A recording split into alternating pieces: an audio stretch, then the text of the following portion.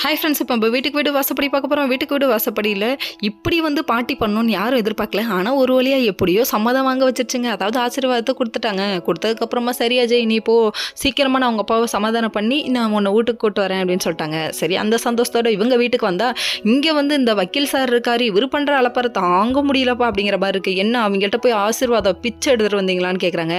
ஏங்க, பிச்சைக்காரங்கள்ட்ட கூட ஆசீர்வாதங்கிறது நல்லதுன்னு சொல்லியிருக்காங்க. ஆனால் பெரியவங்களாக இருந்தால் போதுங்க, அதுக்கு ஒரு நல்ல மனசு இருந்தால் போதும். அதை விட்டுட்டு பிச்சை அப்படி இப்படின்னு சொல்லிட்டு உங்கள் தகுதியை நீங்களே குறைச்சிக்காதீங்க அப்படிங்கிற மாதிரி இருந்தது. நம்ம அஜயோட டெரர் லுக்கை பார்க்கணுமே அப்படிங்கிற மாதிரி இருந்தது. இன்னொரு பக்கம் பார்த்தீங்கன்னா பல்லவிக்கு வந்துட்டு நல்ல புத்தியை கொடு கடவுளேன்னு சொல்லிட்டு வேண்டிக்கிட்டு அவங்க வந்துட்டு விளக்கேற்றிட்டு இருக்காங்க. என்ன பண்ணுறது, தாலி பிரித்து கொத்தாச்சு, அதனால் விளக்கு வைத்தோன்னு ஏற்ற அவங்க மாமியார் போடவே இல்லை, நெருப்பு பிடிச்சிச்சிங்க. உடனே பல்லவி பாஞ்சிக்கிட்டு போய் ஆஃப் பண்ணுறாங்க. இவ அவ்வளோ நல்லவ இல்லையே அப்படின்னு சொல்லிட்டு யோசிக்கிறாங்க. யோசிச்சது மட்டும் இல்லைங்க, யார் வேணா உன்னை நம்பலாண்டி, நான் நம்ப மாட்டேன்னு சொல்லிட்டு இதை நீ கூட பிளான் பண்ணியிருக்கலாம்னு சொல்லிட்டு அந்த வீட்டு பெரிய பொண்ணி கரெக்டாக கண்டுபிடிச்சிட்டாங்க. அது மட்டும் இல்லைங்க, பம்பின் கால் பாம்பறியும் டி, உன்னை பற்றி நான் அறியும் டின்ட்டாங்க.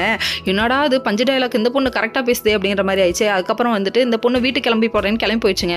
இருடி, உன் வாழ்க்கையை கெடுக்கிறேன், உன்னை சீக்கிரம் இந்த வீட்டுக்கு கூப்பிட்றேன்னு சொல்லிட்டு பல்லவியோட ரியாக்ஷன் இருக்குது. இதெல்லாம் ஒரு பக்கம் இருக்க. கண்ணை கரெக்ட் பண்ணுதுங்க. மாயக்கண்ணா, இப்படி வலையில விழுவலாமா, தப்புப்பா, கண்ணன் வலையில தான் எல்லாரும் விழுவணும், ஆனால் நீங்கள் பல்லவி வலையில விழுவலாமா அப்படிங்கிற மாதிரி இருந்தது.